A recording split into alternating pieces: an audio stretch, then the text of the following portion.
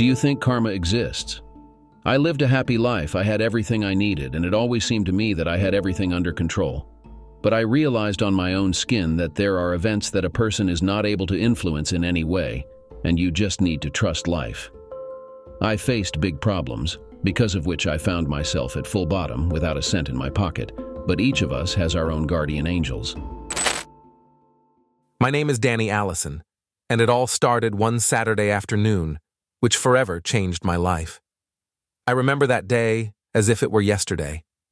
A friend and I decided to spend the night at a club to unwind and relax after a hectic week. We were both in college and worked part-time to have some spending money. We were driving in his car when suddenly something unexpected happened. A car crashed into us at full speed. I lost consciousness for a couple of minutes, and when I came to, there was ringing in my ears, and everything was doubling before my eyes. It later turned out that the driver who crashed into us was under the influence of alcohol and was also mentally unwell. The driver, named Joshua, wasn't alone. His girlfriend Phyllis was with him in the car, and she was the first to be pulled from the vehicle. My friend and I only sustained concussions. The accident was serious, but fortunately, everyone survived. However, among those involved in the crash that day, there was one fatality. Joshua was arrested at the scene, as this wasn't his first accident and he had already been banned from driving. This time, he had fatally hit a pedestrian, a 30-year-old man, just minutes before crashing into us, and for this, he was sent to prison. Phyllis, his girlfriend, found herself in a difficult situation, being completely alone. Phyllis told me how Joshua had repeatedly been physically abusive towards her and also used illegal substances, which caused him severe mental issues. I understood that she was in a toxic relationship, and I felt sorry for her. I couldn't leave her in such a state. By a strange twist of fate, the tragedy brought us closer. I began to court Phyllis, supporting her in her time of need. We found solace in each other, and soon, feelings developed between us. My friend, Joe, who I had gone to the club with, was against my relationship with Phyllis. He said I deserved better, but I came to realize that I truly loved Phyllis and didn't want to part with her. After some time, we got married. Phyllis was kind, understanding, and caring, and soon became my wife. Now, 17 years later, we live together, and I have been happy to be by her side. We have raised 2 children, bought a house, were able to afford to travel, and generally enjoyed life in all its aspects. My life took on a grim shade when I arrived at our home late in the evening and saw that the lights were on in the windows. It was odd, considering Phyllis usually went to bed early if I was late from work. My heart raced with anxiety, and I hurried inside, not knowing what to expect. Opening the door, I was rooted to the spot. Before me was a scene I could never have imagined in my worst nightmares. Phyllis was in the arms of Joshua, who had just been released from prison, but at that moment, I didn't recognize him. I thought he was some other man. Their lips were locked in a kiss, and it seemed as if the whole world around them ceased to exist. They didn't even notice me. "Phyllis!" My voice pierced the silence, and they jolted apart from each other. Phyllis's gaze on me was full of confusion and fear. "Danny, It's not what you think," she began, but I couldn't listen to her excuses. "What's happening? Who is this?" My words sounded muffled, as the pain and betrayal I felt drowned out everything else. Joshua joined the conversation. "What's up, Four Eyes? Don't you recognize me? I see you've been taking good care of my girl." And at that moment, I recognized the gaze of that very Joshua. He had changed a lot over 17 years, becoming more athletic and tidy, but his speech gave him away. "Danny, please, let me explain." Phyllis tried to approach me, but I stepped back. "No, honey, no need. I'll explain it to him now, and if he doesn't get it, then I'll make sure to explain it in more detail, that you can't just pick up someone else's women," Joshua said, and began to approach me confidently. I utterly failed to understand what was happening, but it was clear from Joshua's demeanor that he was not joking and was very serious. From Phyllis's look, I could tell she hadn't expected this and was disgusted herself. And I realized I had to find a way out of the situation, saving not only my own life, but also Phyllis's. Listen up, Four Eyes. You're going to pack all your stuff and get out of here as far as you can, got it? Joshua said. You got it all wrong. Leave my house immediately or I'll call the police, I said, and was about to reach for my phone when suddenly Joshua snatched it from my hands and started threatening to beat me up if I didn't leave the house. Suddenly, from the kitchen, Phyllis's voice rang out. Please, police, come quickly. We have a trespassing on private property and a threat to life. You rat! Joshua yelled and quickly ran out of our house, shouting, I feel sorry for you! On his way out, I walked over to my wife and hugged her. I had many questions, but nevertheless, I was glad that everything turned out okay. I asked Phyllis to call the police back and cancel the call, but she told me she had just improvised. That evening, we sat down at the table and Phyllis told me what had happened while I was away. Phyllis, as usual, was getting ready for bed and the kids were asleep when suddenly someone started ringing the doorbell. Phyllis went to check who it was and found Joshua on our doorstep, kneeling and begging for forgiveness. She didn't know what to do and let him in, where she told him that she had a completely new life and Joshua was not a part of it. But Joshua started to get angry and harass Phyllis until I arrived in time and everything was resolved. But something in the story didn't add up, so I asked her about the kiss that happened between her and Joshua, to which she replied that he had just forced her into it. Reluctantly, I believed her. What are we going to do? He won't leave us alone now, I said, genuinely not knowing what to do, as my wife's ex-boyfriend had been released from prison and was clearly unhappy that his girlfriend hadn't waited for him, and I began to worry not only for my life, but also for the lives of Phyllis and our underage children who were sleeping in their rooms. I don't know, but I'll try to come up with something, Phyllis reassured me, but I still couldn't find peace, worried that the ex-con now harbored malice towards us. Leaving for work the next day, I earnestly asked Phyllis to call me at the first sign of trouble, and for the first time in 12 years of driving a car, I decided to check it for safety. I checked the brake system and battery, fearing that Joshua might have tampered with my car overnight since I forgot to park it in the garage. Fortunately, everything was in order, and I went to work. The first 3 days after the incident were the hardest. I couldn't work properly, and every half hour I called Phyllis to make sure she was okay. Eventually, she turned off her phone because I was interfering with her household chores, so I decided to step back and not bother her anymore. In the second week, I began to slowly lose my mind and couldn't find peace. They say that waiting for death is worse than death itself, and it's true. I constantly looked for a catch, felt like I was being watched, and was scared to walk home alone at night from work, thinking I might be beaten up or worse, killed. Phyllis saw how I was struggling, but her face remained calm, which also began to alarm me. When I tried to bring up the topic before bed with Joshua, she silently turned away from me and asked me not to start this. I felt us growing apart. The concept of sex ceased to exist in our relationship and in our marriage. It seemed like it had become a forbidden topic. Her kisses and touches became colder and insincere, unlike before. At some point, I decided something had to be done, so I reached out to my friend Joe, with whom I still had a good relationship. I met him after work, and sitting in my car, we started talking. I told him about the situation that happened 3 weeks ago and that Joshua was conditionally released from prison early. Joe was shocked when he found out about it. Man, I can only advise you one thing. Change your place of residence, passport, face, or better yet, move to another country, he said. I stared at him like he was a deer. Very funny, I said sarcastically. Joe, I'm serious. I need help. I can't find peace. I always feel like my life is falling apart piece by piece, although nothing serious is happening. Have you tried talking to Phyllis? He asked. I've lost count.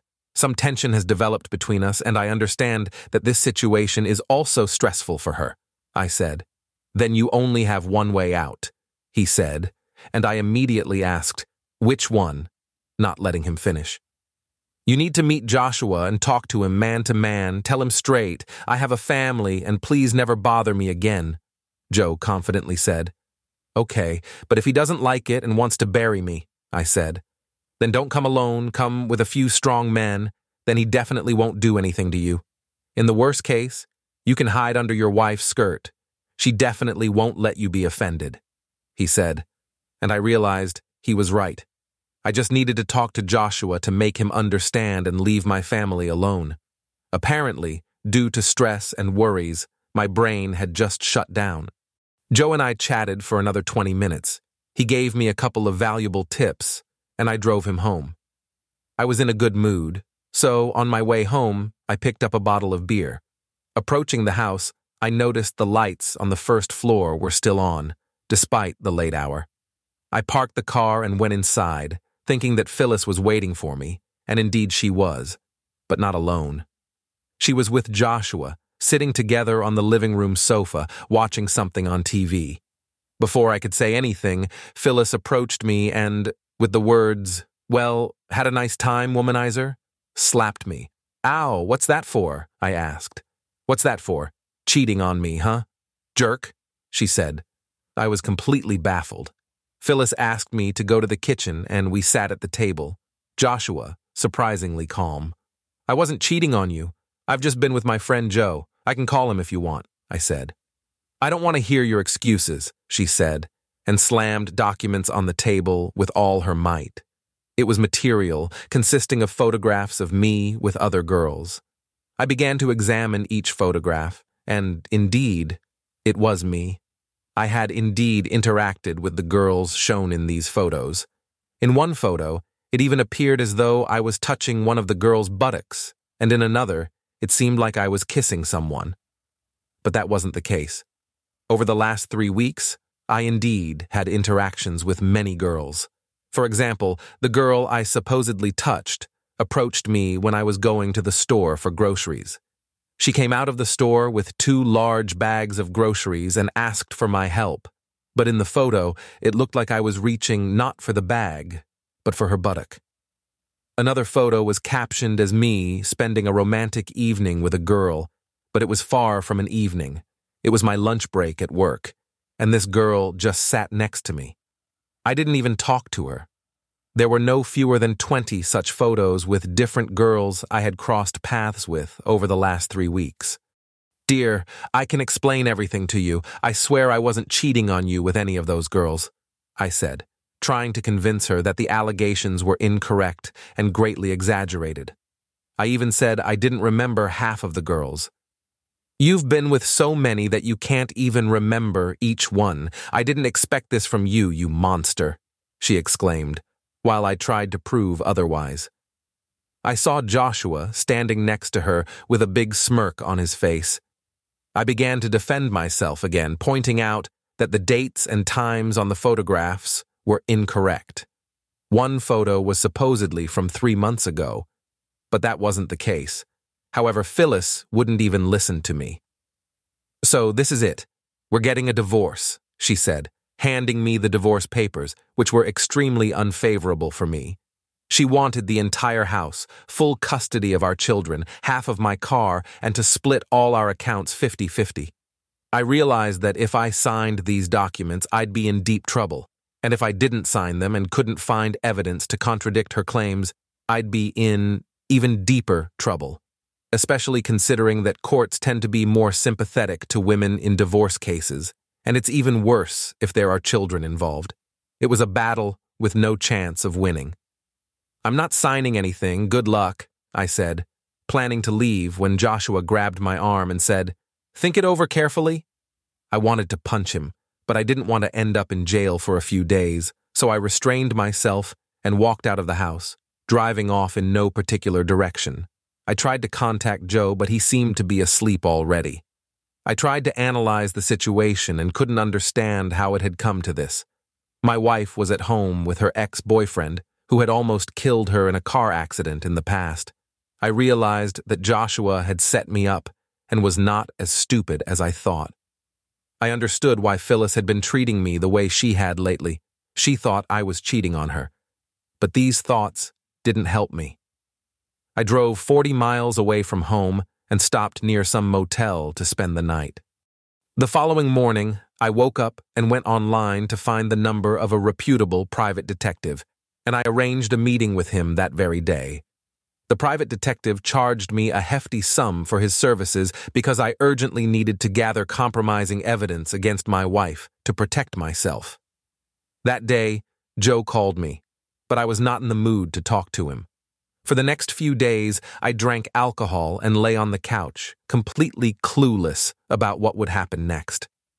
I waited for news from the detective, but only received a text from Phyllis, in which she said she would go to court tomorrow to file for divorce and accuse me of marital infidelity, and I still had no evidence whatsoever. However, I hoped that fate would be on my side, so I did not give in to despair and stuck to my plan. Over a month, the private detective failed to produce even one compromising photo. He had been following Phyllis the entire time. He had photos of Phyllis meeting with Joshua, but their relationship seemed more friendly than romantic. They never kissed or even hugged. Then one day, I received a text from an unknown sender telling me to stop wasting money on nonsense. You'll need to survive somehow after the divorce. I realized they knew about the private detective, so they behaved like ordinary friends, and the photos the detective had taken would be meaningless in court. My lawyer also said that my chances were slim, precisely that my chances of defending my position in court were 2% out of 100, not a prospect that pleased me. The day of the trial came, and as expected, I lost. Phyllis and I were officially divorced. I was accused of marital infidelity, and Phyllis was awarded the house and custody of the children. By court order, I was allowed to see them only 3 times a month because I was also accused of alcoholism, which began after Phyllis and I split up, and it nearly cost me my job. I had to pay alimony, and I also had to sell my car and give part of the money to Phyllis. I hit rock bottom and had absolutely no desire for anything. I moved into a small apartment and paid rent. Joe knew what had happened and wanted to see me, but I didn't want to see anyone at all. I was fired from my job, so I suddenly had a lot of free time, and I went on a severe drinking spree. It had been 4 months since my divorce, and I had only seen my children once, for about 10 minutes, because I arrived drunk, and they didn't want to interact with me. Somehow Joe found out where I lived, came to me, and sent me to the hospital for alcoholism rehabilitation. I was already in the 2nd stage of the disease, which was quickly progressing to the 3rd. If it weren't for Joe at that moment, I probably would have died, or worse, wanted to take revenge on Phyllis and harm someone else. I spent 4 months in the hospital, and Joe paid for my treatment all that time. He was my guardian angel, and I am grateful to him for the rest of my life. He helped me overcome my addiction, and when I was discharged from the hospital, Joe provided me with free housing and a job in construction for the time being, although I used to be a sales manager. At that moment, I wasn't complaining. Any job was suitable for me. Joe told me that he had talked to Phyllis and didn't believe that I could have cheated on her. He said that it was her life and that I needed to move on. He said that life would punish her. I completely detached myself, and my only goal was to build capital, as I had drunk away all my savings.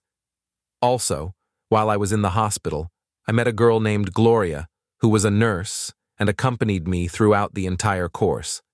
We kept in touch, even after I was discharged from the hospital, and at some point, she suggested we live together in her apartment, and I agreed. I fell in love with Gloria. She was younger than me and was also in a marriage that fell apart due to her husband's infidelity, and we found comfort in each other. When I had somewhat recovered, I wanted to see my children, but Phyllis forbade it and told me to go away. I realized it was pointless to ask her for anything, so I began to rebuild my life. 6 months later, I left the construction job and got a position in the sales department of a company that manufactured furniture. My salary increased, and Gloria and I began saving for our future home. I was serious about our relationship, but didn't rush into proposing because I believed it was important to get to know each other better. On weekends, I met with Joe and we talked about many things. On weekdays, I worked and spent time with Gloria. We even managed to take a trip to California and relax by the ocean. A year after meeting Gloria, I decided to propose to her, and she accepted. Another 6 months later, we bought a house and moved in together, and I was expecting a child with Gloria because she was pregnant, which was wonderful news. My life was blossoming, but an unexpected call from an unknown caller interrupted our idyll. I answered the phone and heard Phyllis on the other end, asking to meet me. I refused, seeing no reason for it. I said if there was something urgent, she could tell me over the phone, but she insisted on meeting in person. I insisted on a phone conversation, and Phyllis said she would call back in half an hour. I warned Gloria that I would be talking to my ex-wife, and Gloria agreed to be present during the call. We sat waiting for the call, and finally it came. I picked up the phone, and the first thing I heard was, "You're alone!" Phyllis's voice was breathless, as if she had run a marathon. I replied that I was alone, and she continued, "Forgive me, I've been a fool. Please come back to me," she began to say hysterically. She was crying loudly and begging me to return, but I didn't respond. "I know how I've ruined your life. Forgive me. I knew you'd never cheat on me. You've always been faithful and kind, she said with heavy sighs. "Forgive me, I'm so scared and lonely without you. When Joshua came back and we kissed, I felt drawn to him. I thought I loved him too and that he had changed." Phyllis was saying all this while Gloria and I sat quietly, laughing. I was shocked listening to all this. "I miss you so much. Please come back to the family. Everything will be as before, even better," she said, clearly out of her mind. "First, calm down. And secondly, tell me what's happening," I asked. "Joshua started drinking and hitting me. I'm tired of it. I'm worried about the children," Phyllis said. When she mentioned the children, I immediately tensed up. "We really need you. Please come back," she said. "I'll sort everything out, but you should see a psychiatrist." I hung up the phone because it was disgusting to listen to her. I immediately called the police, asked them to come to the given address, and started to get ready myself. Gloria began to worry, but I tried to reassure her that everything would be fine, that I just wanted my children to be safe. An hour later, I arrived at the place, near my former house. There was a police car. I went inside and saw only 2 policemen and my 2 children. I was glad that they were okay, but there was no sign of Phyllis or Joshua. "Uncle Joshua went to look for Mom," one of my children said, and I realized things were bad. The children told the police that Joshua had repeatedly hit Phyllis and drank alcohol. It was extremely unpleasant to hear all this, so I took the children with me, and the police were supposed to go looking for the drunk driver.